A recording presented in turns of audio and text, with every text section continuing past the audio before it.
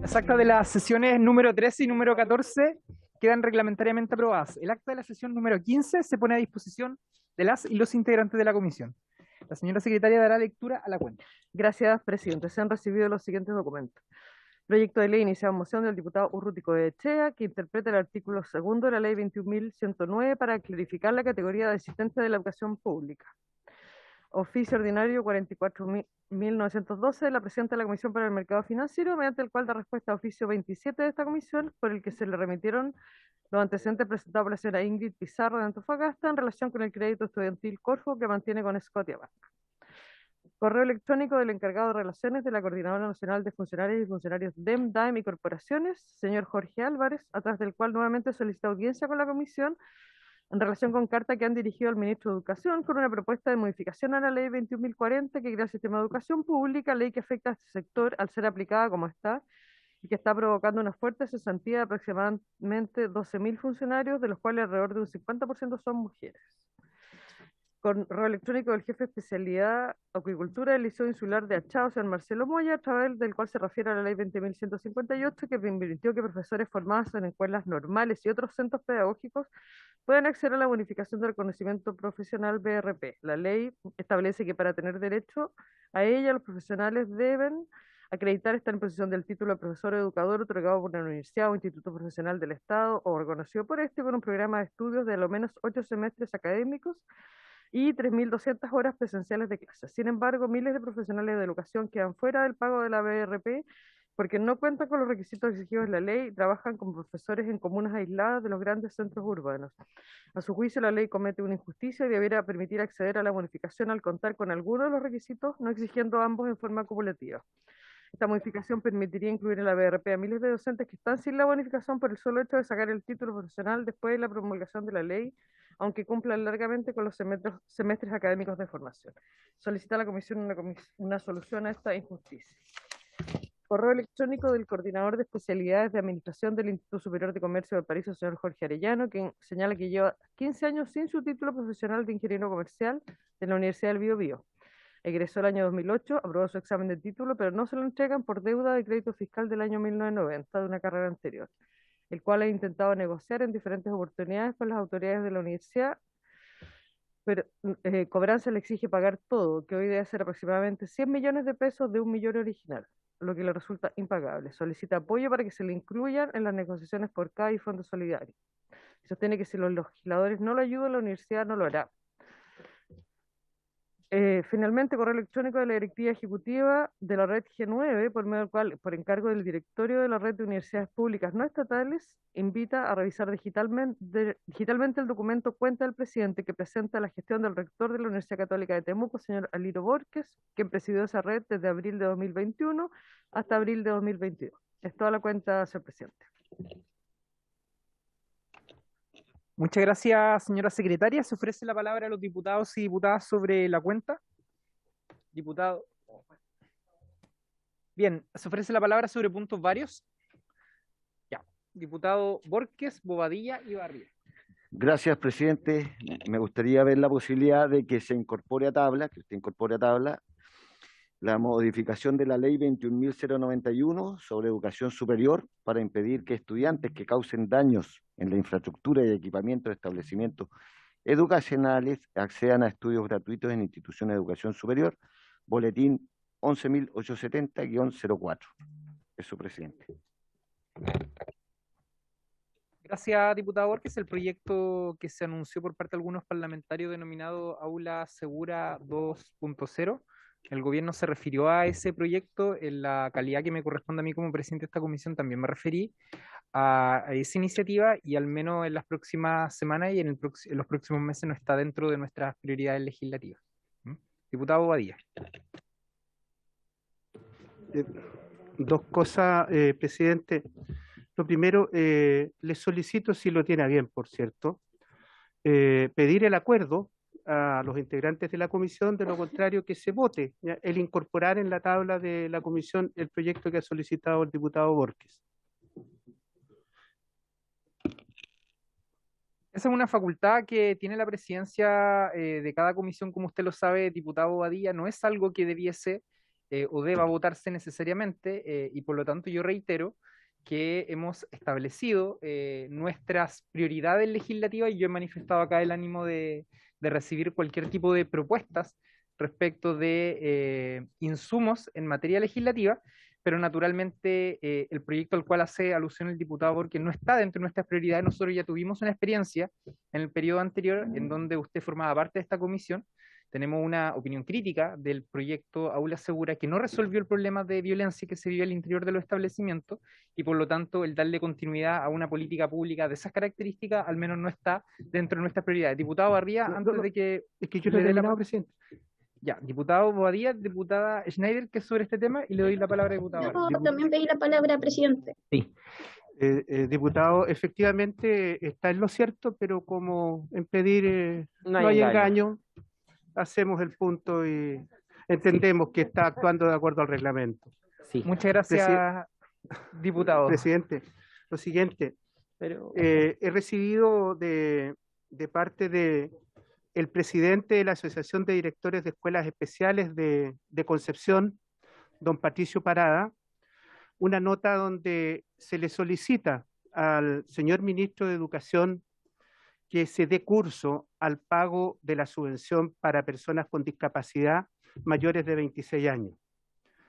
Ya han transcurrido 6 meses de este año y lamentablemente no ha habido una respuesta por parte del Ministerio de Educación, aun cuando en el presupuesto nacional se aprobaron los recursos en la glosa correspondiente. Entonces, mi solicitud, presidente, por su intermedio, es que se oficie al Ministerio de Educación de tal manera que el ministro le dé curso ya a este beneficio que hoy día no están recibiendo muchos alumnos con discapacidad a lo largo del país. Creemos que es un tema urgente y como comisión le reitero que se haga esta nota para que el ministro pueda tomar cartas en el asunto y resolverlo a la brevedad.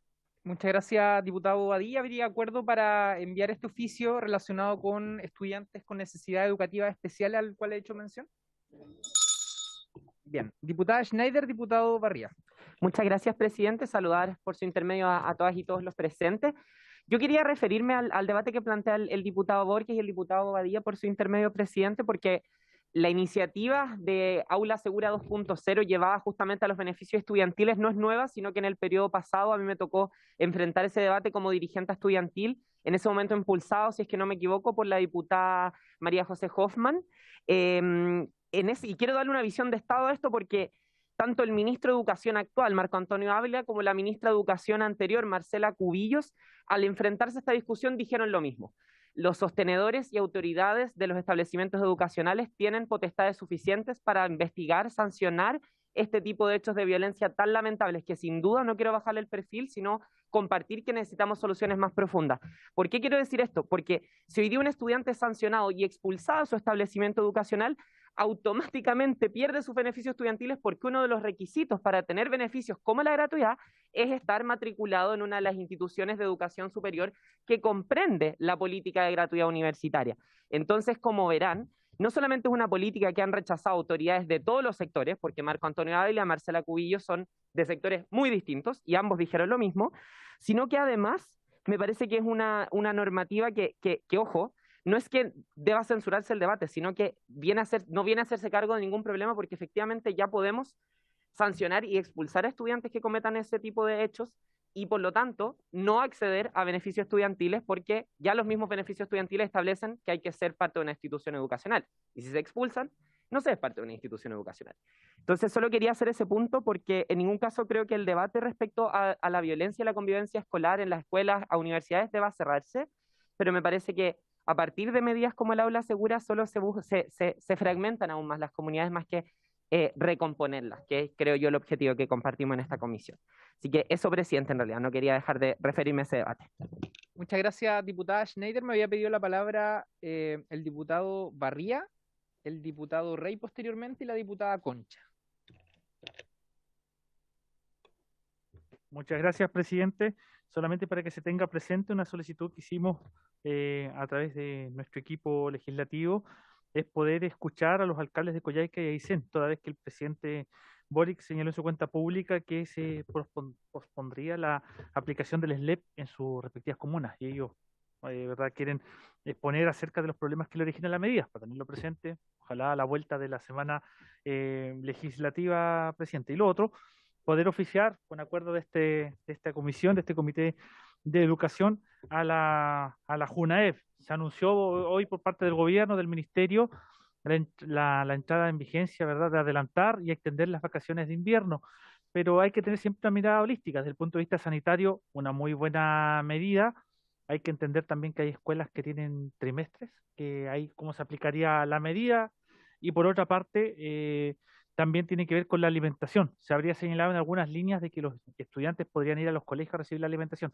Creo que eso no es posible, dado la argumentación de que estamos, ¿verdad?, en la parte más crítica del año, y es por eso que se adelantan las vacaciones. Que los estudiantes vayan a los colegios sería un contrasentido, y por otra parte también, viendo la realidad donde la familia completa hoy día está trabajando, esa mirada, no podemos contradecirnos, esa mirada un poco tradicional del pasado, de que trabajaba el padre o trabajaba la madre y alguien los cuidaba en la casa. Hoy día generalmente los hermanos mayores se van a tener que hacer cargo de los más pequeños y no van a poder ir a buscar la alimentación al colegio. Por lo tanto, creo que habría que retomarse la entrega de canastas de parte de JUNAEV a las familias para que puedan preparar sus alimentos en los respectivos hogares. Solamente esa indicación a JUNAEV, que ojalá se tenga presente, la entrega de los insumos, de los alimentos a las familias, ¿verdad?, más vulnerables que están en la educación, para que las vacaciones de invierno no sean vacaciones en las cuales no tengan los alimentos para poder consumir, obviamente. Muchas gracias, presidente. Muchas gracias, diputado Barría. ¿Habría acuerdo para el envío de este oficio dirigido a la JUNAEV? Y vamos a incorporar, diputado, esta solicitud que hace usted de recibir a alcaldes de las comunas a las cuales ha hecho mención, precisamente para abordar el tema de los servicios locales de educación. ¿Ya? Yo me comprometo en eso con usted. Diputado Rey. Gracias, presidente.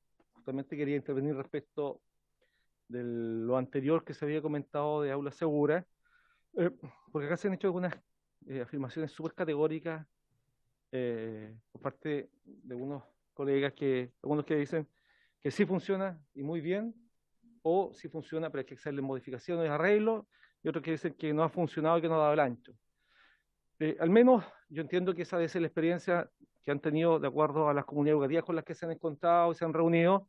En el caso mío, al menos, yo con las comunidades educativas con las que me he reunido, porque me he reunido con directores, sostenedores, representantes de los centros de padres, con alumnos de los establecimientos educacionales, de muchos establecimientos en mi distrito, cuando se ha aplicado aula segura para la comunidad educativa, ha funcionado, por lo menos en lo que han comentado.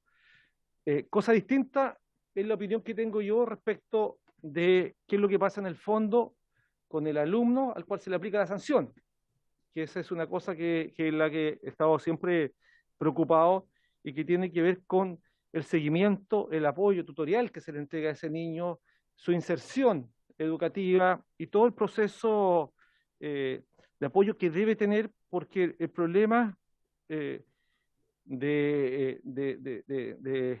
porque fue expulsado generalmente está dado por un sinnúmero de aprendizaje, de proceso de formación del niño que no solamente tienen que ver con el establecimiento educacional, sino que es parte de un sistema. El sistema, y lo mencioné en varias oportunidades, el sistema escolar es uno, la comunidad educativa, el sistema familiar es otro, y el entorno cultural. Entonces, estos son los tres sistemas que influyen en la formación de nuestros niños y niñas, y por lo tanto, cuando no se aborda estos temas, cuando la expulsión de estos niños de forma general, lo único que estamos haciendo es, claro, mejorando en el momento la convivencia escolar en ese establecimiento educacional, pero estamos condenando a un niño a que no tenga todas las herramientas para poder sacarlo adelante en la condición que se encuentre. Entonces yo sí estoy de acuerdo con el proyecto de aula segura, sí estoy de acuerdo con que se debe mejorar, pero estoy de acuerdo con que esto es algo incompleto y que debiéramos abordarlo de forma integral, presidente. Eso, muchas gracias. Muchas gracias, diputado Rey. Diputada Concha, que se encuentra telemática.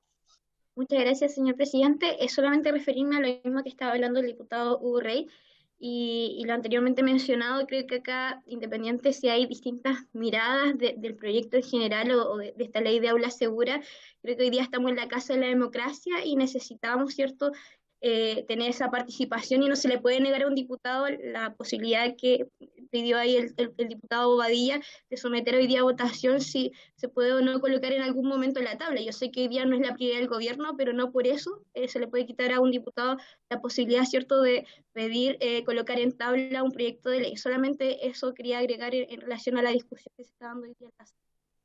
Gracias. Gracias, diputada Concha. De todos modos, quiero reiterarles que lo que estamos haciendo desde la presidencia es acogernos estrictamente a lo que señala el reglamento de la Cámara. Y en ese sentido, la presidencia, que es electa por la votación de todos los y las integrantes de esta comisión, es quien tiene la facultad de establecer la prioridad desde el punto de vista de los proyectos que se van a abordar. Y lo que hemos dicho es que el proyecto al cual se ha hecho mención, como muchos otros proyectos, no están dentro de las prioridades para poner en tabla porque creemos que no es una urgencia. Diputados, diputadas, ¿algún otro punto varios? Bien, esta sesión ordinaria ha sido citada con objeto de ocuparnos de los siguientes asuntos. En primer lugar, proceder en la votación en general y en particular del proyecto de ley originado en moción de los senadores Francisco Chaguán, Juan Ignacio Latorre, de la senadora Yana Proboste y del ex senador Carlos Montes, que interpreta la ley número 19.496 y modifica otras normas legales en segundo trámite constitucional con urgencia calificada de simple. En razón de lo anterior, hemos invitado, a quien aprovechamos de saludar, a la subsecretaria de Educación Superior, señora Verónica Figueroa Huencho, a quien la acompañan el asesor, señor Fernando Carvalho, quien se encuentra presencialmente con nosotros, y el asesor, señor José Miguel Sangüesa, que entiendo yo está conectado telemáticamente. Vamos a darle la palabra antes de iniciar la votación en general y en particular a la subsecretaria para que pueda referirse a esta iniciativa que ya fue abordada en la última sesión. Tuvo una gran aceptación, un buen diálogo entre todos los diputados y diputadas, así que le vamos a dar la palabra para que usted también se pueda referir a esto. Muchas gracias, presidente, y por su intermedio también saludar a las y los diputados, agradecer, por cierto, la invitación en este momento tan importante, ¿cierto?, respecto de la tramitación de este proyecto de ley, que como hemos señalado y señalábamos en la sesión anterior, nos parece muy importante desde el Ejecutivo manifestar, y por eso también queríamos estar presentes aquí, la importancia que tiene, ¿verdad?, en la línea de lo que nuestro presidente, el presidente Gabriel Boric, ha manifestado en la cuenta pública, que es avanzar hacia la condonación, ¿cierto?, de las deudas educativas y proponer un nuevo sistema de financiamiento para la educación superior, y que este proyecto de ley es un paso más, ¿cierto?, en avanzar hacia dar mayores certezas, pero también dignidad a las familias. La posibilidad de tramitar este proyecto de ley supone dos cosas que son importantes para nosotros. Primero, poner fin a una serie de prácticas abusivas que tiene nuestro sistema de crédito y que ponen a las y los deudores educacionales en una situación claramente peor, incluso que otros deudores de cualquier otro instrumento financiero, pero también permite destrabar posibilidades legales para dejar atrás instrumentos de financiamiento como el crédito con aval del Estado, facultando al Estado para asumir una política activa en materia de financiamiento. Nosotros destacamos entre los principales avances, por cierto, que hace aplicable, ¿cierto?, a las y los deudores del CAE, principalmente la legislación referida a la protección de derechos del consumidor, permite terminar con la exigencia de un mandato especial, delegable e irrevocable para poder aplicar descuentos a las remuneraciones por la cobranza de cuotas, termina también con la imprescriptibilidad que actualmente tienen, ¿no?, las deudas del CAE, elimina también el requisito de estar al día para acceder a la rebaja en la tasa de interés y otras acciones que contribuyen a disminuir la carga financiera que supone el CAE. Nos parece clave, por lo tanto, el poder avanzar en esta línea. Nosotros como Ejecutivo manifestamos nuestro apoyo a esta iniciativa y como señalamos antes, va en la línea de entregar dignidad y entregar certeza respecto del tratamiento que se le da, ¿no?, a las y los deudores del CAE, asumiendo de entrada que ha sido una mala política que ha claramente vulnerado, ¿no?, derechos no solamente de deudores y deudoras, sino también de sus familias y de sus entornos. Y por lo tanto nos parece clave que podamos, ojalá, ¿no?, aprobar, avanzar y dar señales claras, ¿no?, a la ciudadanía de lo que supone este proyecto de ley. Muchas gracias, presidente. Muchas gracias, subsecretaria. Antes de darle la palabra a la secretaria, quiero informarles que el segundo proyecto que vimos la semana pasada relacionado con el crédito con aval del Estado, que es una moción parlamentaria que presentamos junto a otros diputados y diputadas, cuyo objetivo es ampliar los criterios para suspender el pago del crédito con aval del Estado, tal como se lo informamos la semana pasada, fue incorporado al proyecto del gobierno a través de una indicación. ¿Ya? Entonces vamos hoy día a votar el proyecto del gobierno con el segundo proyecto que fue incorporado a esta iniciativa como indicación. Así que le doy la palabra a Soledad.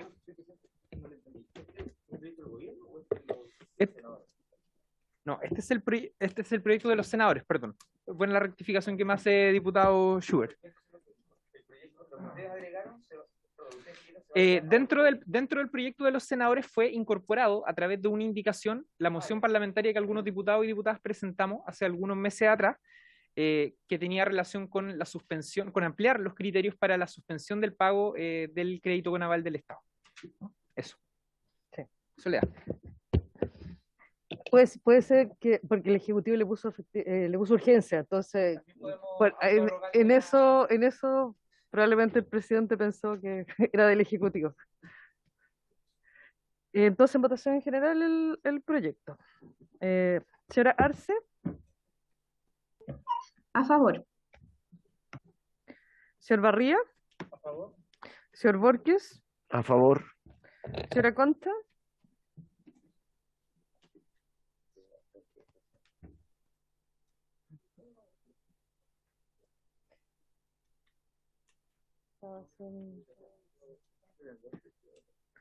Señor Cornejo.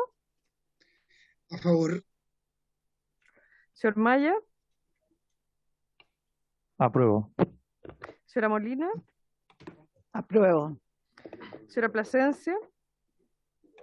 Apruebo. Señor Rey. Apruebo.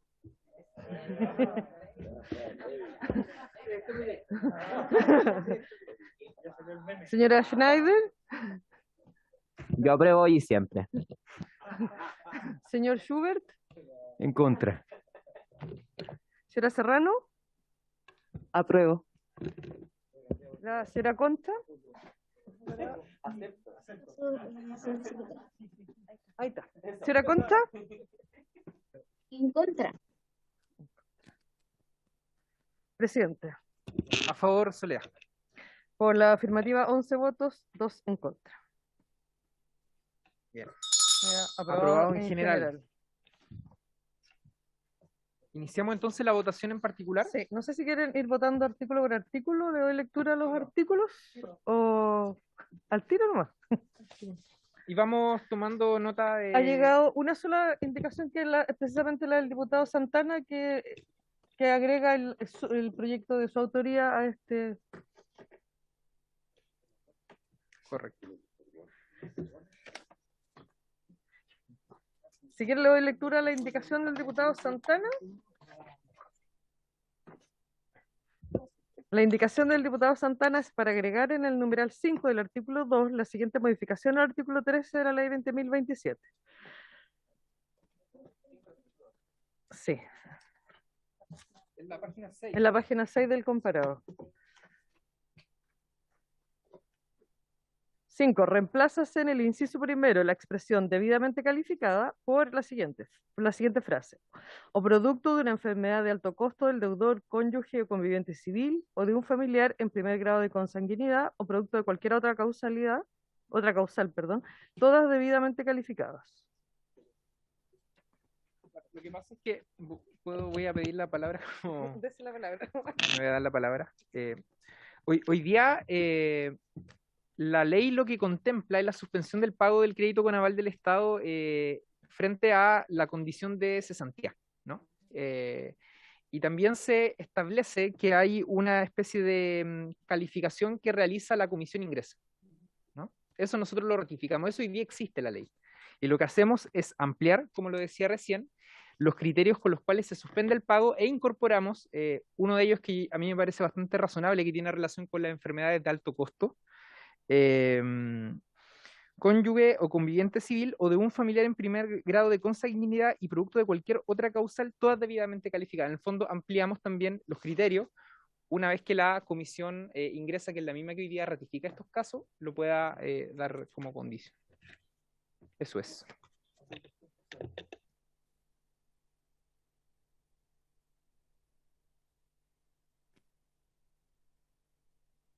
¿Votación? Votación la indicación del diputado Santana. Mejor tomemos la votación. O también pudiese dar la palabra para si alguien quiere referirse en contra a esta indicación. Esa es la forma. ¿No hay nadie pidiendo la palabra? Bien. Ojo que el Zoom estaba medio pegado. Ya, Soledad. ¿Puede hacer algún comentario? Voto a voto. Voto a voto. Ya. Señora Arce. A favor, secretaria. Señor Barría. Señor Borges. A favor. Señora Concha.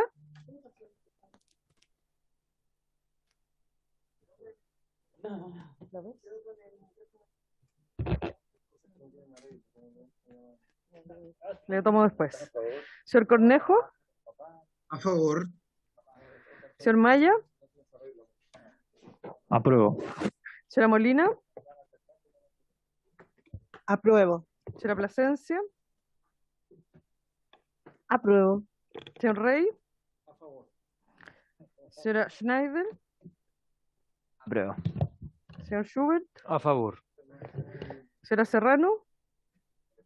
Apruebo. Señora Concha. No está con...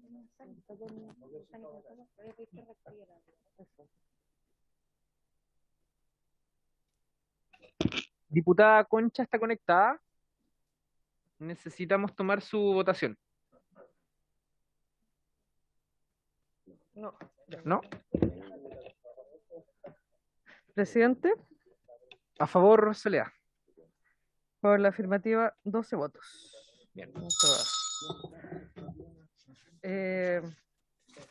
¿Votamos el resto del articulado en conjunto? Sí. Presidente, el resto del articulado del economía. proyecto. Así es que... Entonces, el resto del articulado del proyecto será Arce. A favor. Por eso pregunté si se podía votar en conjunto el resto del proyecto.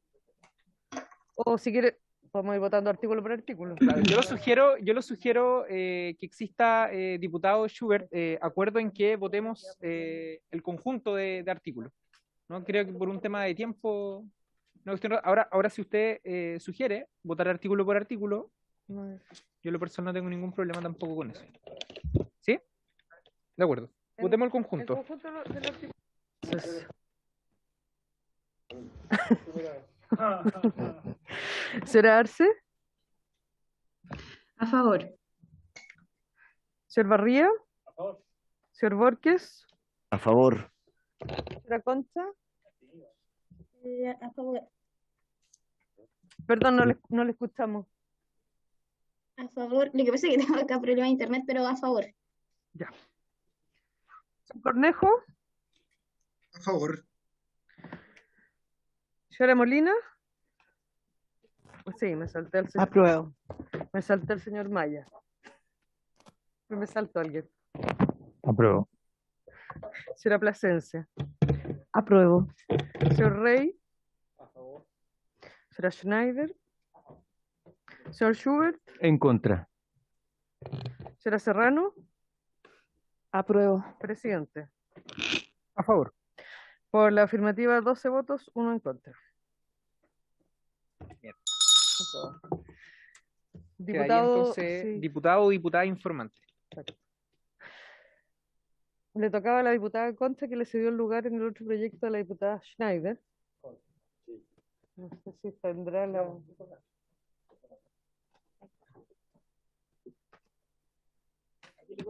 A la diputada Concha, que en el proyecto anterior le correspondía y ella le cedió su lugar a la Correcto. diputada Schneider. Diputada Concha, a usted le corresponde ser diputada informante. Bien. ¿Sí? Bien, pues se da por despachado lo- entonces este proyecto de la Comisión de Educación. Le damos las gracias también a la subsecretaria, a todo su equipo, una iniciativa subsecretaria que salió con amplio respaldo, así que le agradecemos también a usted y nos comprometemos a ayudar en la tramitación en que sea lo más ágil posible. ¿Mm? Por favor. Con su permiso, presidente, simplemente agradecer a la comisión y nos pone muy, muy felices como ejecutivo, pero también el poder dar buenas noticias a las familias de las y los deudores que están esperando con ansias el resultado también de cómo avanza este proyecto de ley, así que muchísimas gracias. Bien, pues, subsecretaria, la liberamos junto a su equipo para que puedan realizar otras labores. Y la comisión continúa porque tenemos 2 audiencias que recibir, así que para que los diputados y diputadas se puedan quedar. Estamos un poco adelantados también con respecto a la hora. Sí, sí, estamos, bueno, ha sido la tónica durante este periodo. Hemos estado con Muy un rápida la uso, presidencia. un uso ágil de los tiempos. Bien, diputados y diputadas, en segundo lugar, nos corresponde ver el día de hoy, nos corresponde recibir en audiencia al presidente de la Asociación de Funcionarios Académicos de la Universidad de Santiago de Chile, ASOACAD USACH, a don Bruno Gerardino Wiesenborn, quien expondrá acerca de la necesidad de una ley interpretativa de la ley número 21.094 sobre universidades del Estado. Acompaña al presidente de ASOACAD, el secretario general, señor Sergio Sáez Barriga. Así que le damos la bienvenida a don Bruno. No sé si está conectado por ahí. No todavía. No está conectado todavía. Bien, los segundos invitados están conectados, tampoco. No. Bien, vamos entonces a hacer un paréntesis en la comisión para que podamos hacer un break mientras nuestros invitados se conectan. Vamos a tratar de conectarnos con ellos para que puedan ingresar antes al sistema telemático y le damos continuidad a la comisión. Así que vamos a hacer un break, suspendemos la comisión algunos minutos.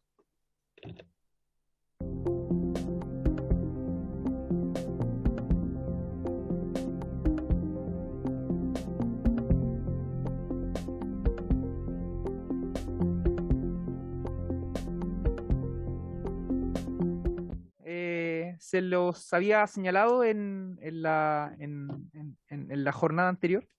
Lo que nos corresponde ver en segundo punto de esta tabla es recibir en audiencia al presidente de la Asociación de Funcionarios Académicos de la Universidad de Santiago, señor Bruno Gerardino, quien expondrá acerca de la necesidad de una ley interpretativa de la ley número 21.094 sobre universidades del Estado. Así que le voy a dar la palabra a don Bruno Gerardino a continuación. Bienvenido, Bruno. Buenas tardes, muchas gracias por la invitación.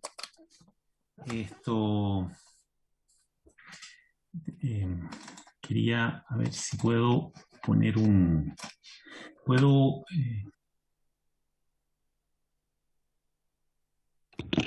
Si está autorizado, don Bruno, para compartir su exposición.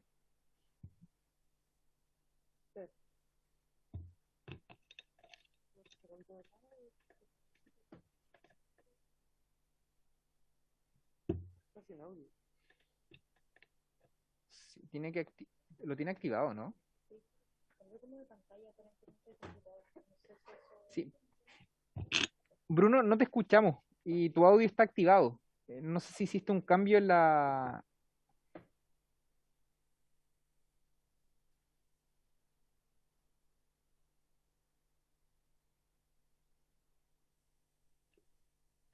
¿Me escuchan ahora? ¿Me escuchan? Ahora sí. Ah, perfecto, sí, ya. Ya, es que esto de tener tantas plataformas de comunicación, entonces los Bluetooth de repente se enredan, digamos, ¿no? Bueno, y quería partir agradeciendo la invitación. La verdad que para nosotros es muy importante estar en esta comisión y poder hablar con ustedes. Voy ahora a compartir pantalla.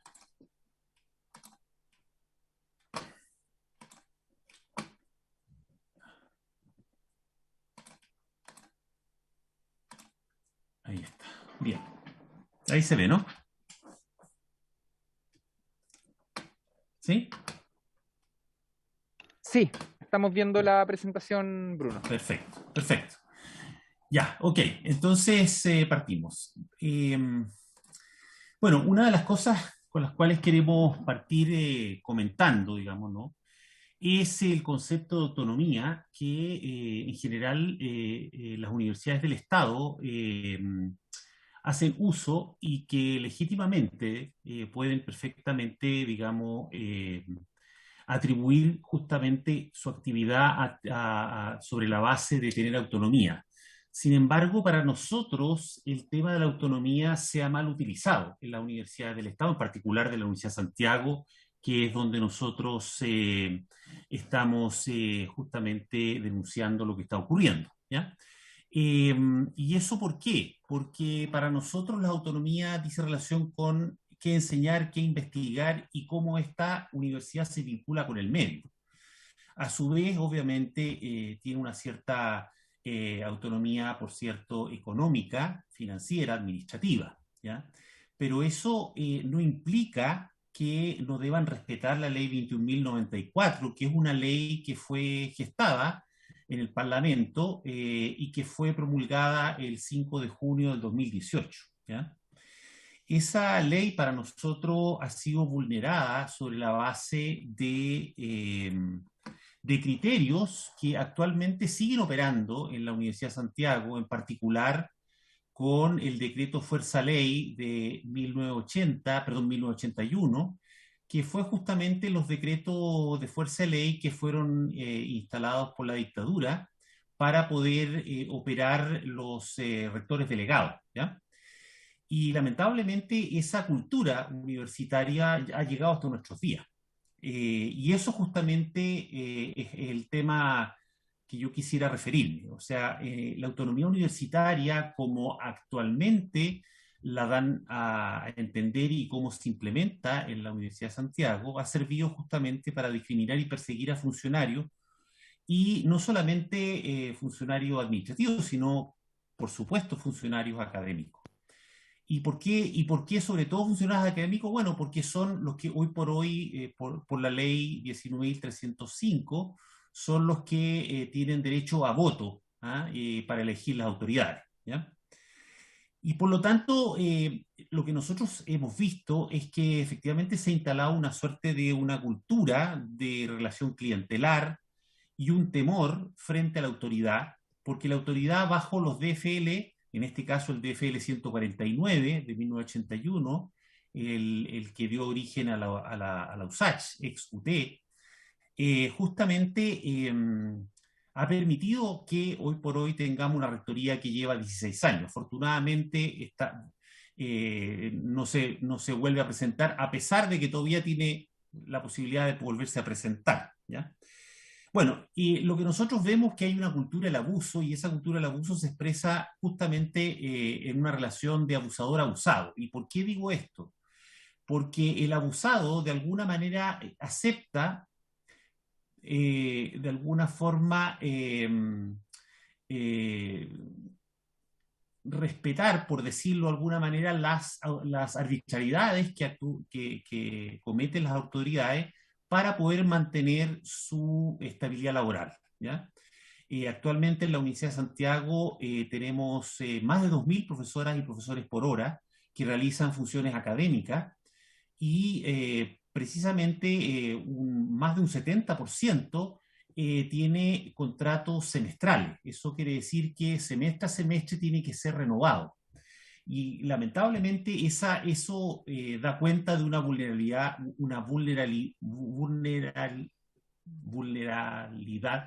bueno, disculpen, se me enredó. Vulneran los derechos precisamente porque el semestre, al terminar, pueden perfectamente alguien que exige sus derechos laborales, que se le respeten, perfectamente podrían no ser renovado su contrato, porque en definitiva, como los contratos son semestrales, finalmente aparece como que eso no fuera una exoneración, sino que simplemente le dicen: no tenemos cursos para usted el próximo semestre, ¿ya? Bueno, eso ha generado una suerte de apartheid, precisamente porque las y los profesores por hora de clase, no obstante que hacen funciones académicas, somos excluidos de las elecciones que se realizan, las elecciones de rector y de todo tipo de elección. Y lamentablemente ahí hay un resquicio legal, que ya lo voy a explicar, pero que justamente hace que hayan académicos de primera y segunda categoría, ¿ya? Y además voy a agregar otro elemento, que también se puede observar que nosotros hemos sido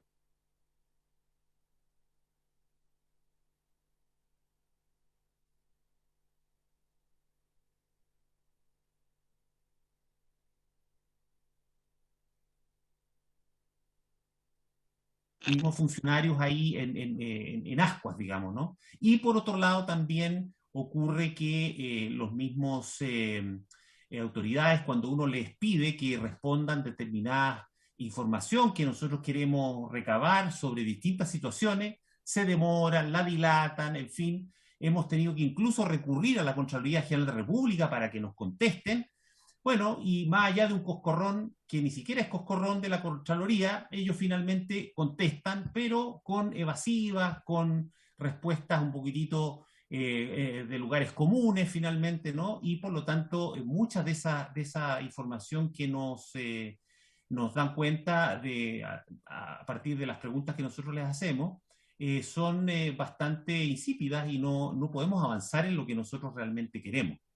Y eso también ha permitido, por ejemplo, que las y los profesores por hora que somos parte de la asociación de académicos, por ejemplo, hemos sido apartados de nuestras clases, precisamente porque nosotros tenemos fuero y además dedicación gremial, y por lo tanto la dedicación de horas gremiales dan cuenta de nuestras horas que tenemos de docencia, y por lo tanto los cursos que nosotros estábamos haciendo los terminan delegando en otros colegas nuestros, siendo que perfectamente podríamos nosotros seguir haciendo las clases. Y eso se ha dado y se sigue dando actualmente, digamos, ¿no? Bueno, para dar un panorama, las y los académicos por hora de clases somos actualmente 2.071, que somos el 73,4%. Y las académicas y académicos jornadas somos en total 749. Digo somos porque yo también me siento académico. El tema es que actualmente a nosotros, con esta figura del apartheid que existe, nosotros nos excluyen de la condición de académico, y yo eso es lo que voy a explicar, ¿ya? Voy a pasar a explicar ahora. Curiosamente, en nuestra asociación de académicos, nosotros somos académicos, reconocidos como académicos. De hecho, yo soy presidente de la asociación de académicos y soy profesor por hora de clase, lo mismo que el secretario y lo mismo que la tesorera. Somos profesores por hora de clase y por lo tanto, y nuestro voto no tiene ninguna diferencia con los votos de nuestros colegas académicos jornada, ¿ya?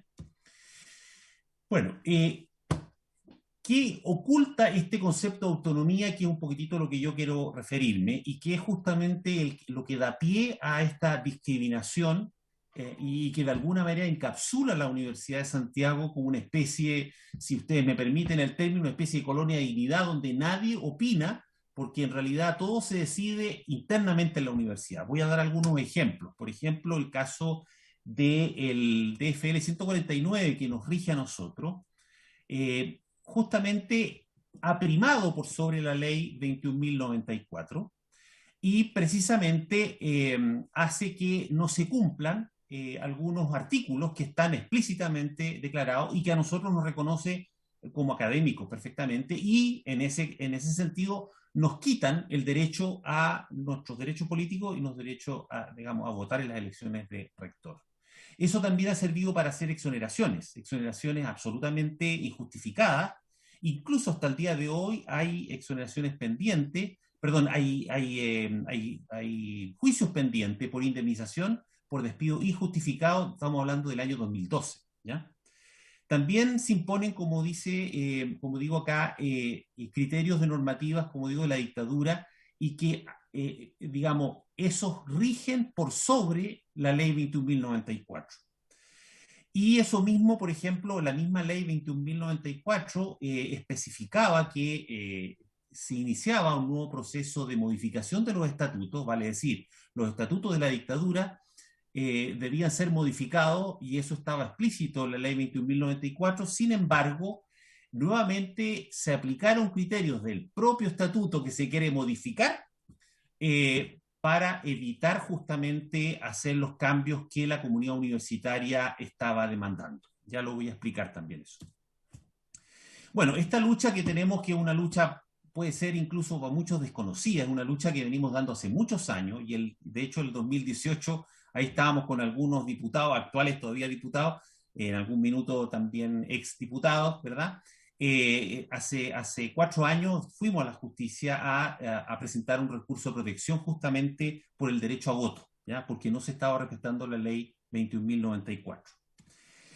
Bueno, ¿qué pasa con la ley 21.094? Como a explicar claramente este ejemplo que estoy dando. Fíjense que el artículo 21 dice: el rector se elegirá en conformidad al procedimiento establecido en la ley 19.305, no obstante, las universidades del Estado deberán garantizar que en esta elección tengan derecho a voto todos los académicos con nombramiento o contratación vigente y que desempeñen actividades académicas de forma regular y continua en las respectivas instituciones. Bueno, eso que está dicho ahí, efectivamente, más de 2.000 profesoras y profesores por hora cumplimos este requisito, digamos, ¿no? Sin embargo, si vamos al decreto de fuerza ley del año 81, el 149, que nos rige a nosotros, la Universidad de Santiago, fíjense que también lo cumplimos. Dice, fíjense, el propio DFL de la dictadura dice, en su artículo 28, son funcionarios académicos quienes realizan actividades de docencia, investigación, desarrollo, creación artístico y o extensión, integrados a los programas de trabajo de las facultades. Fíjense, eso es claramente cosas que nosotros hacemos. De hecho, hacemos docencia y también hay profesoras y profesores por hora que hacen investigación y también extensión. No todos hacemos de todo, pero por ejemplo, en mi caso particular, yo también hago investigación. Hay otros profesores, nuestros colegas, profesoras y profesores que solo hacen docencia y se dedican a la docencia. Bueno, sin embargo, el artículo 29 agrega un pequeño texto que dice: existirá además personal nombrado por hora de clases para colaborar en la actividad académica. Bueno, como está dicho esa frase, entonces a nosotros nos reducen a unos simples colaboradores. Yo no sé si alguno de ustedes recordará tiempo atrás cuando el rector Solesi estuvo en CNN, donde le hicieron una serie de preguntas porque habíamos ganado en el TER, fuimos al Tribunal Electoral Regional Metropolitano, donde le ganamos contundentemente 3-0, y él decía que a nosotros por cariño nos decían profesores, pero que en realidad éramos colaboradores de la docencia. Bueno, él lo saca de ese artículo es un artículo del DFL 149 de la dictadura. Y por lo tanto nos circunscribe a eso. Bueno, ya que mencioné lo del TER, el fallo hace 3 años fue favorable a nosotros, contundentemente, como digo, 3-0, y después favorablemente en el TRICEL, desfavorablemente en el TRICEL. El único ministro que vota a favor nuestro y fundamenta su voto, porque los otros no fundamentaron su voto, yo quisiera mostrarlo acá. Fíjense, el ministro Dam dice lo siguiente: llama la atención que la propia Universidad de Santiago, que tiene una planta de académicos denominados profesores por hora, para efectos electorales los desconoce, pero para efectos de la ley 20.129 sobre el Sistema Nacional de Aseguramiento de la Calidad de la Educación, sí los considera para poder acreditarse como una institución de calidad. Bueno, eso es clarito lo que dice el ministro Dam, ¿no? Donde efectivamente él fue el único que votó por nosotros. Ahora, eso fue un fallo bien curioso, ¿eh? Porque el que era presidente en su momento justo toma vacaciones, y justo en el periodo del ministro Brito, que había tomado vacaciones, ahí recién se toma en curso nuestra solicitud. Estaba un ex ministro del Interior de parte del tribunal, que era Jorge Burgo, que por cierto votó a favor de Solesi, y el resto también, pero ninguno de ellos fundamentó su voto. Y eso es curioso, porque nosotros nos fuimos y apelamos al recurso el fallo que ellos dijeron, que era inapelable, pero dijimos que queríamos saber los argumentos, y ninguno de ellos, y la respuesta fue no al lugar. O sea, el único que respondió fue el ministro Dam, fundamentando su voto. Bueno, algo más que quiero agregar respecto de esto. Fíjense, exoneraciones injustas. Más de 50 académicos fueron exonerados. Inicialmente eran 93, eso fue el año 2012, ¿ya? Ahí yo esta transparencia, esta presentación se las voy a dejar, así que todos estos vínculos los van a poder visitar para que ustedes, ¿no? En algunos yo no voy a entrar porque ahí está el detalle, digamos, ¿no? Bueno, y resulta que cuando fue interpelado el rector diciéndole, bueno, de razones por las cuales usted hizo este proceso de desvinculación y exoneración, él finalmente no fue capaz de demostrar la transparencia y la objetividad de lo que él hizo, ¿no? Y justamente él decía que sus evaluaciones, reconoció que sus evaluaciones fueron imprecisas. Y fíjense lo que él, cuando le dijeron que justificara, bueno, por qué había hecho, él dice, finalmente él reconoce que lo que él hizo se acercaba a la realidad, pero no era exactamente la realidad, pero que él podía hacer eso. Eso es el argumento que él dijo. O sea, él podía exonerarlo. Y eso básicamente a la luz del DFL 149, que permitía a los rectores delegados hacer lo que quisieran dentro de las universidades del Estado. Bueno, eso también ocurrió con 5 académicos de la Facultad de Administración de Economía en enero del 2020, a 2 meses y medio aproximadamente del estallido social. Imagínense, la universidad entra en receso, entra en vacaciones y echan a 5 académicos de la facultad. Lo curioso de todo esto es que cuando nosotros vamos indagando cómo es que la cultura de la universidad opera, el rector, por ejemplo, hace uso de recursos privados de una empresa que es de la universidad, que es la SDT, USACH, que es donde ingresan las platas de proyectos, donde ingresan las platas de la de todo lo que es digamos, los proyectos vespertinos, digamos, que es los proyectos privados, por así decir.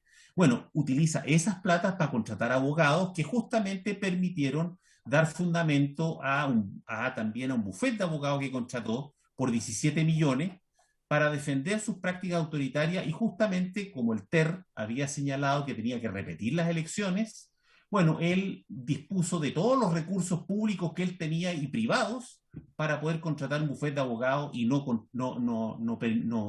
digamos, no hizo uso, que debería haberlo hecho, ¿no?, de la dirección jurídica de la USACH, digamos. O sea, invierte justamente fondos públicos para poder mantenerse en ese momento en su cargo, digamos, ¿no? Bueno, otra cosa respecto de lo que estoy diciendo de los abusos que pasan en la Facultad de Administración de Economía, por ejemplo, que pasó con el profesor Diego Barría, que él apeló a la Contraloría diciendo que su exoneración el año 2020 estuvo mal hecha, etc. Bueno, la Contraloría falló a favor del profesor y la USACH volvió a insistir de que revisara y reconsiderara el hecho. Bueno, finalmente lo que ocurrió ahí es que efectivamente el rector, como no le dieron la razón, fíjense que él interpuso en contra del Contralor General de la República un recurso de protección. Imagínense, y la fundamentación que él daba es justamente que la universidad tiene autonomía. Fíjense que la respuesta que da el Contralor es súper precisa y contundente. Fíjense lo que dice. Dice, en consecuencia, la Universidad de Santiago carece de legitimidad activa para solicitar que se dejen sin efecto los aludidos oficios.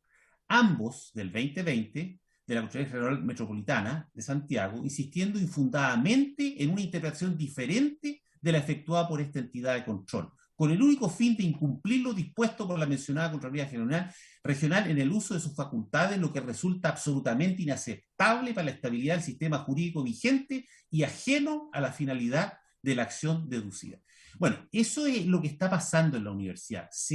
Se utilizan recursos públicos para defender a un grupo de académicos que quiere conservar sus privilegios y no dar espacios democráticos en la universidad, como es el caso que nos niegan nuestro derecho a voto. Otra cosa que quiero mencionar, y dentro de estas arbitrariedades que han ocurrido, por ejemplo, el proceso de modificación de estatuto orgánico contó justamente con una elección que triestamentalmente se eligieron a los representantes, y esos éramos encargados. Yo fui parte de ese proceso y de ese comité, y dentro de ese comité nosotros recepcionábamos las propuestas de modificación de estatuto orgánico. Fíjense, todas esas que recepcionaron se sistematizaron.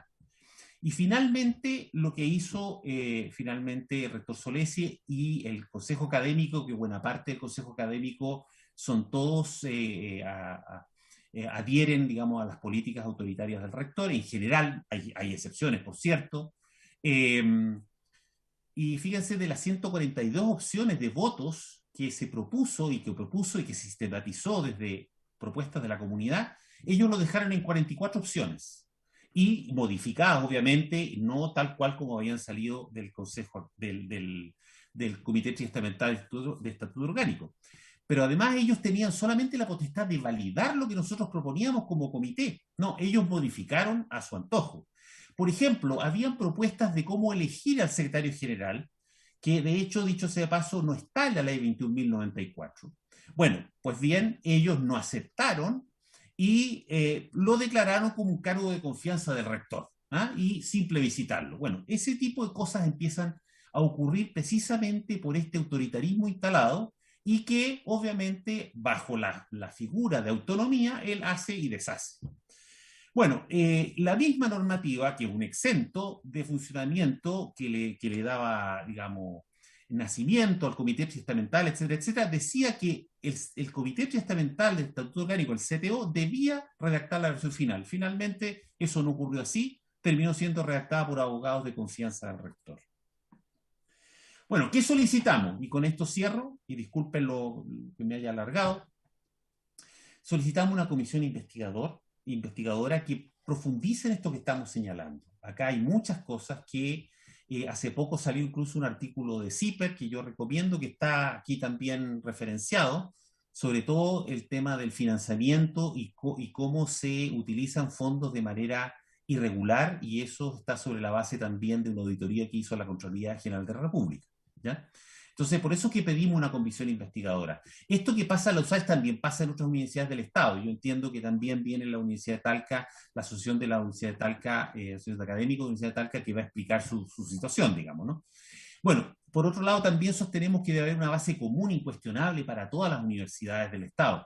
Quiero dar un ejemplo. Si, por ejemplo, un funcionario público está haciendo un trabajo en un servicio y es requerido en otro servicio y se va de comisión de servicio a otro servicio de la misma administración pública, no puede ser que pierda derechos.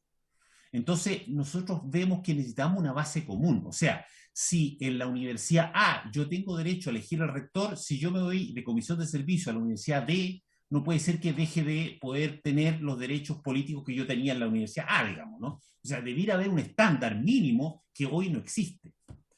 Y por último, yo creo que eso es justamente la necesidad, que es importantísimo que exista una ley interpretativa de la ley 21.094 para que justamente se respeten estos derechos fundamentales y no se impongan los criterios de los decretos de fuerza ley de la dictadura que hoy por hoy han primado y han hecho sucumbir todo lo que está en la letra de la ley 21.094. Bueno, todo esto, acá hay un texto también que se los voy a dejar también, si ustedes pinchan ahí va a haber un textito donde está todo lo que yo acabo de decir con algún nivel de detalle también. Así que bueno, no sé, dejo preguntas si quieren hacerme, encantado se las respondo. Muchas gracias. Muchas gracias, Bruno. Voy a darle la palabra, antes de darle la palabra a los parlamentarios y parlamentarias, a nuestro segundo invitado. Tenemos segundo invitado puesto en nuestra tabla. Y luego de que ellos expongan su problemática, también voy a dar espacio para el debate dentro de la comisión. En segundo lugar, en esta segunda tanda, tenemos contemplado recibir en audiencias a los directivos de la Asociación de Académicos de la Universidad de Talca, AFAUTAL, don Claudio Yarzún Chávez, don Roberto Pizarro Tapia y José Tello Ávila, y al presidente de la Asociación Nacional de Empleados Fiscales ANEF, don José Pérez de Belli, a quien aprovechamos de saludar, de darle la bienvenida a nuestra comisión, quienes se referirán a un conjunto de hechos graves que se han producido y se siguen produciendo al interior de la Universidad de Talca. Son las 16:30 horas, así que les doy la palabra a ustedes para que puedan distribuir los tiempos de su exposición como ustedes mejor lo consideren. Muchísimas gracias, presidente. Me presento Roberto Pizarro, profesor titular de la Universidad de Talca y presidente de la Asociación de Académicos de la misma universidad. Estamos junto al secretario de la FAUTAL, de la Asociación de Académicos, el profesor José Tello, y como decía usted, con el presidente de la Agrupación Nacional de Empleados Fiscales, don José Pérez de Belli. Voy a intentar, traigo una presentación también, igual que mi colega de la Universidad de Santiago, yo voy a permitir, con su permiso, presentar.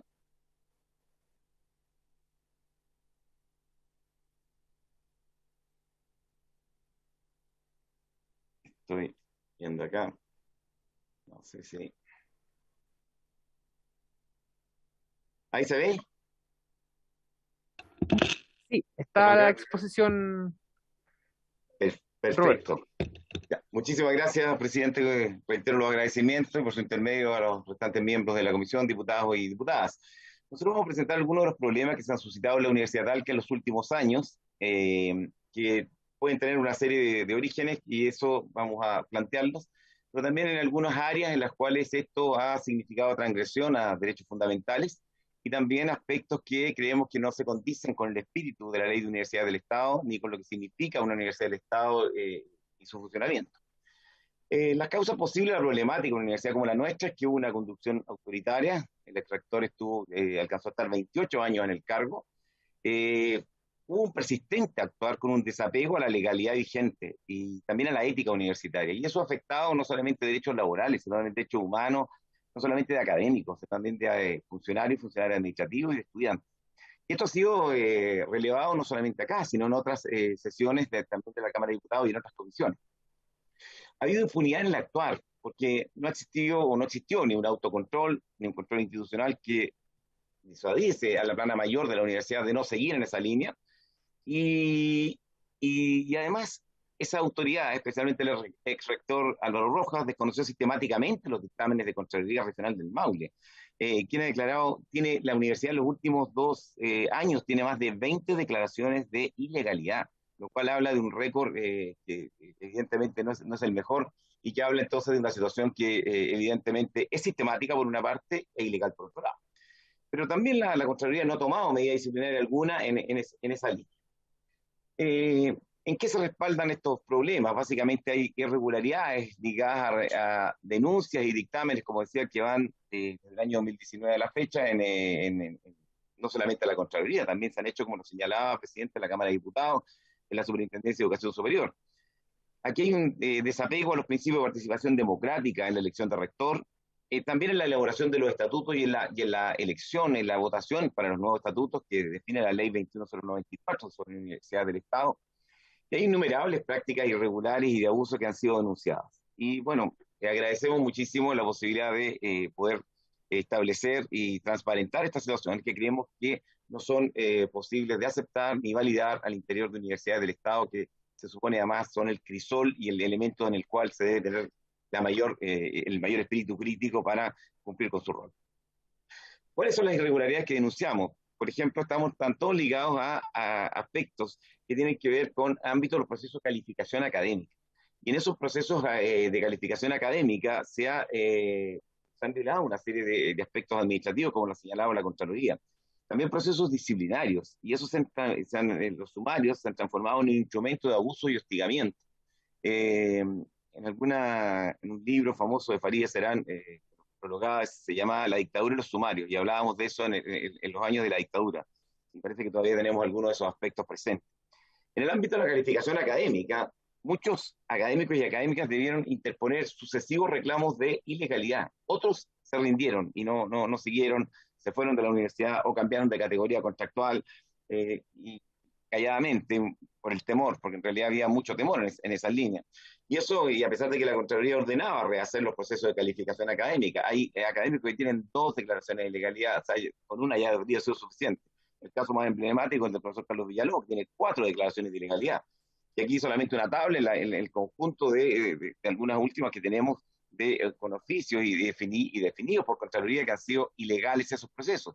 Pero pareciera que no, es como que no hay llover, o sea, no hay un cambio en la actitud, no hay un cambio en la estructura. Esperamos, y en ese sentido tenemos que ser muy honestos también en señalar que esperamos que la nueva rectoría ya asumió hace muy poco, pueda reencauzar este proceso. Pero eso no quita lo que ya ha ocurrido y que ha sido vergonzoso. Pero también esto ha perjudicado de manera irreparable la vida de numerosos académicos y académicas. Hay consecuencias en salud, hay consecuencias laborales, hay consecuencias de todo tipo. Y eso no solamente está establecido ahí, sino en tribunales.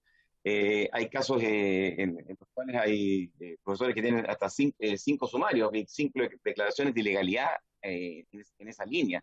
Y eso habla que es imposible que una persona tenga 5 sumarios y 5 declaraciones de ilegalidad. Algo ahí está ocurriendo que no funciona. Pero también en esta línea, y en el marco de la ley 21.094, hubo un desapego a los principios de participación democrática de la elección de rector. Hace poco tuvimos esa elección y en ese contexto nosotros tenemos la planta de la universidad, que son los profesores planta regular, y los contrata, que son la planta, también se llama planta conferenciante. Pues bien, en la Universidad de Chile, la principal universidad del país, no hay separación en el peso del voto de un profesor planta o un profesor contrata. Aquí se hizo una separación del voto. Una separación que fue hasta de 1:4. Y eso habla que no se respetaron los principios de la ley de universidades del Estado, como lo señalaban nuestros colegas de la Universidad de Santiago. Y eso habla también de una situación que es totalmente aberrante. No es posible pensar en eso. En la Universidad de Santiago tampoco hay esa separación. Pero acá se hizo. Y la Junta Directiva del momento, con el rector del momento, lo validó y estructuró. Entonces, por ejemplo, podíamos ver una diferencia hasta de 1:8 en el peso del voto. Y efectivamente ese grupo, que fue el más castigado con la ponderación del voto, fue el que menos fue a votar. Es decir, dicho en términos muy, muy concretos, 200 académicos de la planta regular, redondeando, tenían un peso de 790 puntos, y 400 y tanto, 460 o menos, de la planta conferenciante tenían un peso de 428 puntos. Es decir, la mitad, y eso habla de una situación que no es democrática. Pero también en los nuevos estatutos se produjo una situación similar. Se nombró un consejo asesor de estatutos. Este consejo propuso una nueva propuesta de estatutos para la universidad, llegó a la instancia y la misma universidad señaló: el consejo académico podrá validar o no. Pero no es solamente que no es que no validó, lo cambió completamente la propuesta de estatuto que se le había dado, desoyendo además ese consejo asesor que era elegido democráticamente. Entonces, cuando se dio eso, fue a una elección. En esa elección era un hombre, una mujer, un voto, incluidos los estudiantes, y el rector y la junta directiva perdieron porque fue rechazado por un 68% de los votos. Pero frente a eso, entonces, ¿qué hace la junta directiva y el rector? No, sabe que vamos a reabrir el procedimiento. Y nombran un nuevo consejo asesor de estatutos y ponen un estatuto nuevo, que es salido entre 4 paredes, porque no tuvo la congruencia democrática que se hablaba antes del proceso anterior. Y en ese no se comunica adecuadamente, porque se llamó a aceptar o rechazar los estatutos preparados por esta comisión ad hoc, o los que correspondían, los estatutos tipo de la Universidad del Estado. Y eso no era así, porque teníamos todavía la opción del primer consejo asesor que había elaborado una propuesta. Bueno, esto tuvo una serie de aspectos que fueron bastante censurables. Se difundió por todos los canales oficiales posibles. Nosotros como asociación pedimos que por esos canales se hiciese una exposición de un video donde nosotros no estábamos de acuerdo con eso, y se nos negó. Se nos negó, violando la misma ley de universidades del Estado. En los locales de votación ha habido propaganda hacia una sola alternativa, y eso viola la ley electoral. Y además, si había recuerden que la primera vez dije, en la primera elección, un hombre, una mujer, incluido estudiante, era un voto. No, ahora no. Los estudiantes valían menos, los funcionarios menos, y así todo iban menos. El modelo de ponderación del voto funcionó nuevamente y se generó eso. Esto generó una serie de situaciones, de inquietudes, como lo muestro ahí en la prensa, algunos lo fue recogiendo, y eso tenía que hablar con que no se había oído ese órgano triestamental democráticamente elegido, y que pedimos dejar sin efecto el referéndum, pero no fue, y ese es el que se aprobó. Se dijo que se aprobó y se mandó y se hizo. Ahora, hay otras prácticas irregulares. En la Contraloría Regional del Maule recientemente fue declarada ilegal la decisión adoptada por la universidad de cerrar el Centro Tecnológico de Hidrología Ambiental, el Centro del Agua, que era un centro bastante prestigioso, y lo pueden ver ustedes incluso en los anales de la misma Cámara y en el Senado. Y bueno, por 2 veces declarado ilegal el cierre por parte de la Contraloría General de la República. Ahora está en un proceso de invalidación al interior de la universidad. Pero también las universidades del Estado deben tener una correlación con su territorio. Y en esa correlación con el territorio, acá se cerró ingeniería forestal y la Facultad de Ciencias Forestales. Estamos en un marco de cambio climático, donde las soluciones forestales son un aspecto muy importante, especialmente para la fijación de carbono y las políticas que tienen que ver con todo este contexto. De hecho, el país tiene que cumplir con más de 200.000 hectáreas por año de deforestación con especies nativas y exóticas en el plano de lo que son los acuerdos de cambio climático, y obviamente una universidad del Estado debería estar preocupada de ello. Se cerró porque no había muchos estudiantes, es decir, por un criterio economicista, una universidad del Estado cierra en una visión muy cerrada, insisto, de tipo económico, y que no tiene mucho que ver con lo que se le exige. ¿Qué evidencia tenemos en prensa? Bueno, hay muchas, donde, por ejemplo, se hace el rector de la UTALCA deberá responder a la consulta de la Cámara de Diputados sobre supuesta irregularidad en procesos de calificación. No sabemos qué pasó. Han habido denuncias de todo tipo. El diputado Alexis Sepúlveda ha hecho denuncias sobre prácticas presuntamente ilegales, irreprobables, irreprochables, que están en Contraloría. Están también artículos, por ejemplo, del Mostrador o de otros diarios que fueron saliendo, aspectos que hablaban de mala gestión al interior de la universidad, sobre los cuales no teníamos tampoco resultados concretos, nosotros por lo menos, o que subiéramos.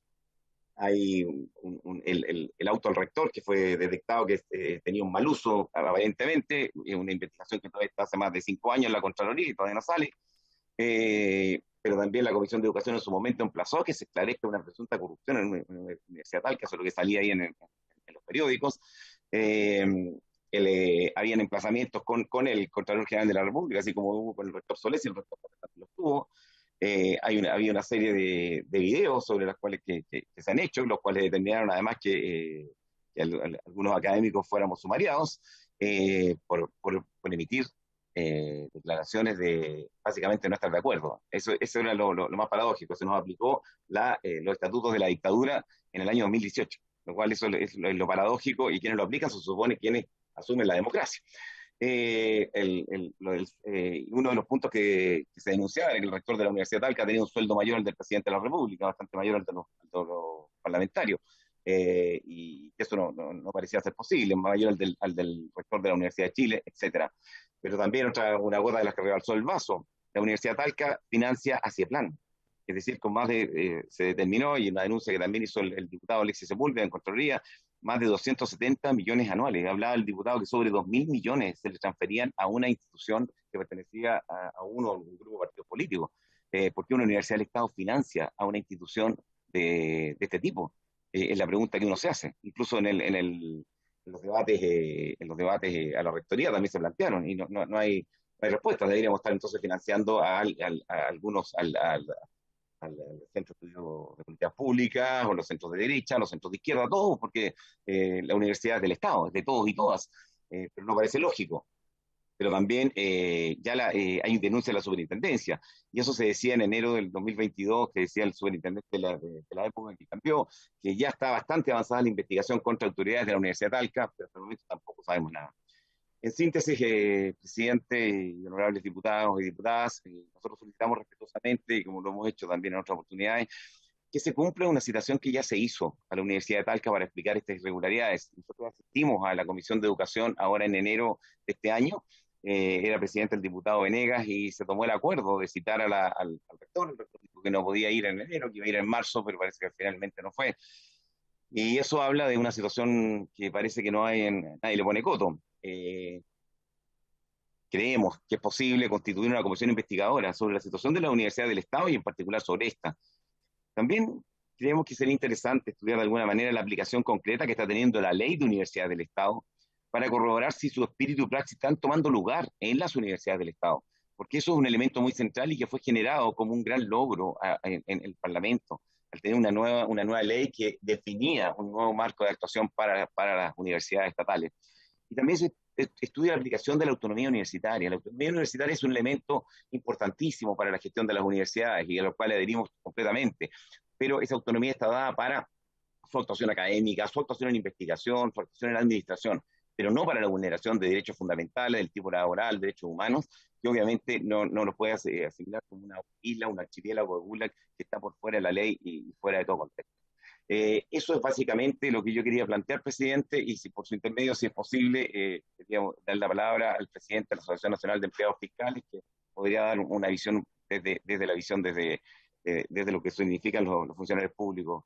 Y muchísimas gracias, presidente, con su permiso.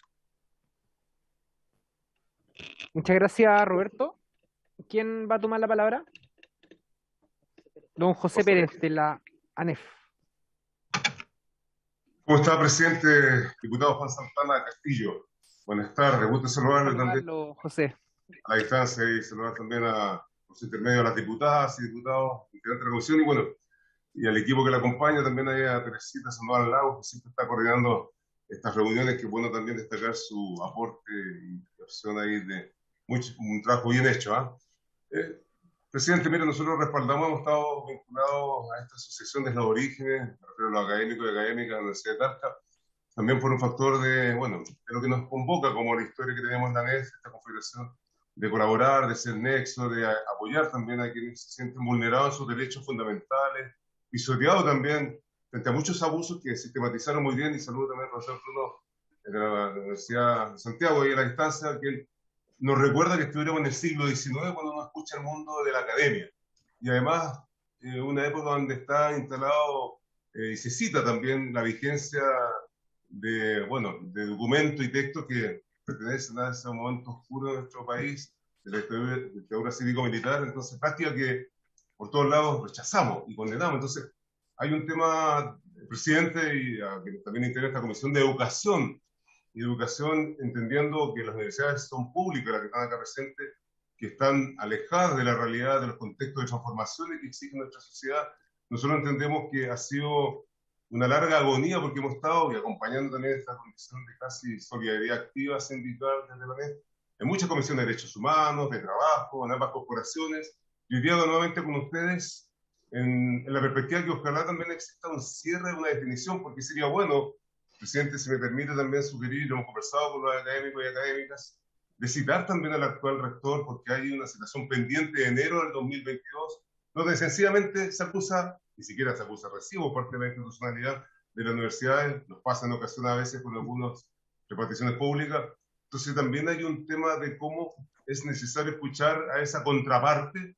Bueno, si hoy día hay un cambio, un giro que esperamos se dé positivamente, tanto en la Universidad de Santiago como principalmente en la Universidad de Talca, donde hay profesores que están postergados sus derechos 15 meses, y cito, y estoy autorizado, presidente, doctor en economía, en Alemania, 10 años estoy trabajando ahí en la universidad en Alemania. Carlos Villalobos, hoy día por una situación bastante arbitraria, le suspenden 15 meses de sueldo, de salario, donde él ha tenido una permanencia, digamos, de poder colocar paper en reconocimiento internacional, documentos también para el aporte de los estudiantes. Bueno, hay además esta sintonía que son hechos concretos y lo pongo como un ejemplo. Entonces, presidente, conociendo también su trayectoria y reconociendo la importancia del territorio, como usted representa ahí la región de Atacama, creo que es importante también mirar, creo que pasa en el Maule, que pasa también en la Universidad de Santiago, porque yo creo que desde esta comisión esperamos, y así también que le abrazamos la vocación y el compromiso público, y estos académicos y académicas que acabamos de escuchar también hoy día, con esta comisión podamos hacer también un frente de acción en conjunto, entendiendo el rol de ustedes como legisladores y legisladoras, de poder también llamar a quien hoy día está con esta responsabilidad, el rector Torres, de poder también escuchar esa versión de, bueno, es pertinente, es oportuno, porque con eso, si hay un nuevo capítulo de avanzar a esas transformaciones en el mundo de la academia, en particular estas dos representantes que hoy día han hecho esta síntesis, porque tiene varias derivadas, sería bueno también poder también tener y contar con la presencia de la autoridad, el caso particular de la Universidad de Talca, y por qué no también, quizá ahí con el mismo compromiso del profesor Bruno de la Universidad de Santiago. Yo creo que es bueno, es sano para la democracia,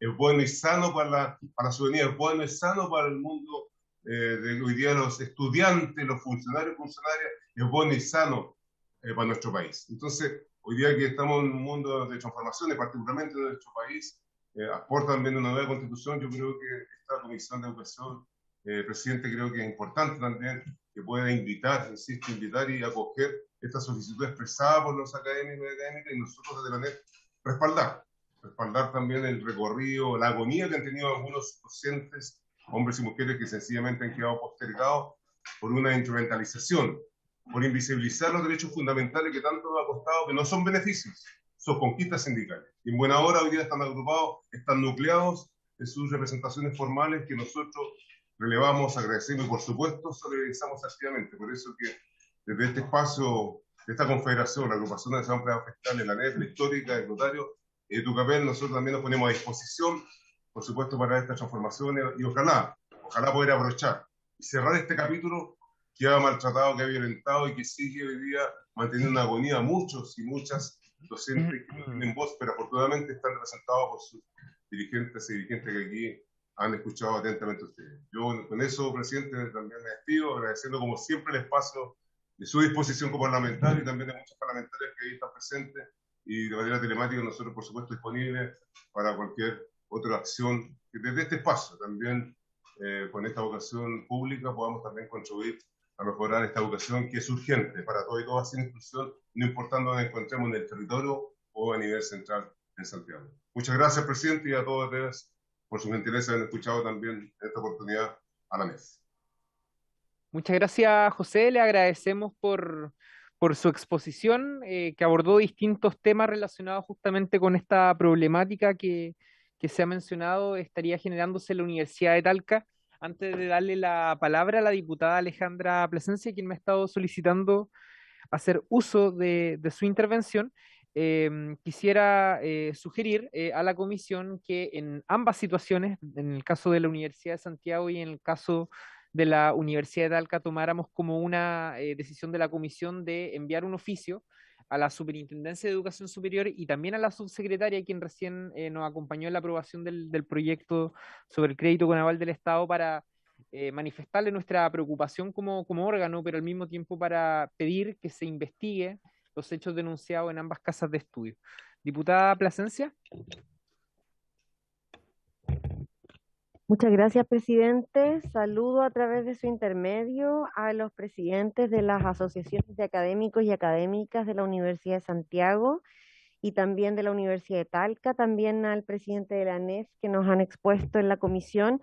La verdad es que yo voy a hacer una intervención con una reflexión que va en la línea de que podamos intentar, a partir de estas exposiciones, revisar la forma en la cual queremos proyectar las universidades del Estado en los próximos años.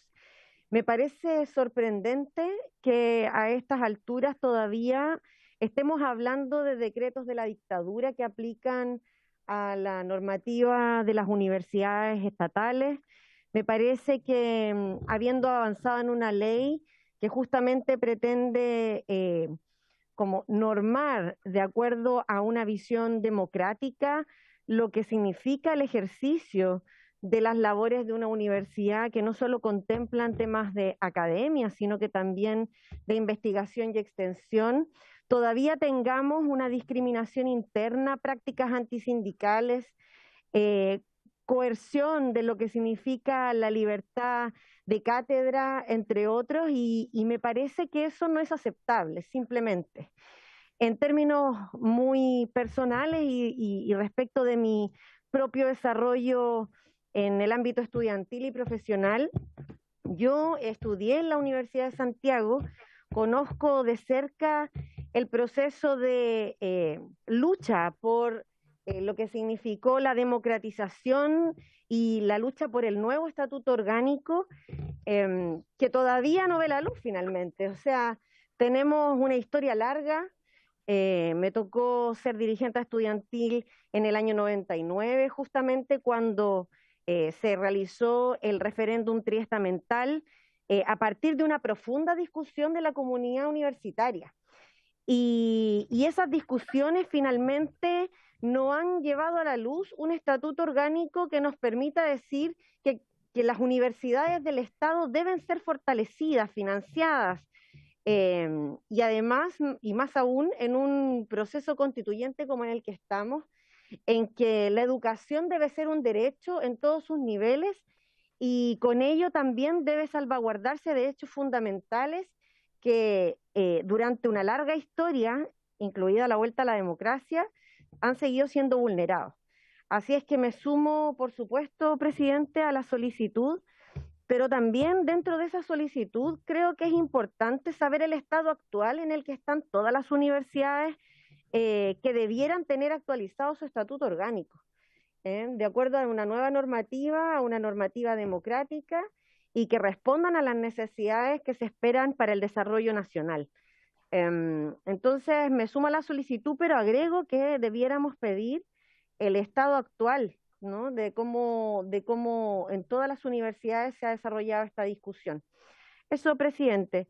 Cuenten, yo creo, con nosotros, con nosotras, académicos y académicas de las universidades, para seguir esta discusión y colaborar en lo que esté a nuestro alcance para que logremos el objetivo de tener universidades al servicio del desarrollo nacional, y con académicos, académicas y funcionarios y funcionarias que tengan las condiciones para realizar el trabajo en este ámbito.